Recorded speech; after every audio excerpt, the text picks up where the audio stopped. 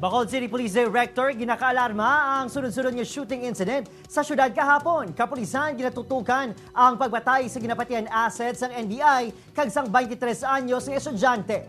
Yaring balita nga itong gintutukan.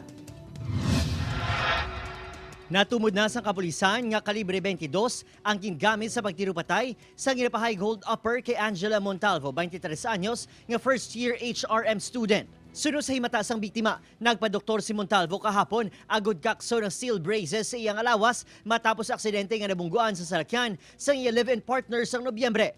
Pagklaro sang pamilya ni Montalvo, bulaga na inaang duha, kag ginabuligan na lang sa lalaking biktima sa pagpabulong. Hindi na namo mabaton kay di damo pa to sandom sa kabuhi. Yeah. Tani, ging ano man nga, di kong pagbigyan sa maskin isa lang, kaya mo naman to sana, lumpo na to sa way naman to sa mahimo, aging amugit to sabi. May ginauyatan na nga CCTV footage ang kapulisan. Magluwas sa ginapahayag hold up, ginatutukan man ang komplikado nga relasyon sang duha, bangod pamilyado ang kahugugma sang biktima. Ginapangabay ko gani nga, hindi na sa makatulog sa ginghimo, ya.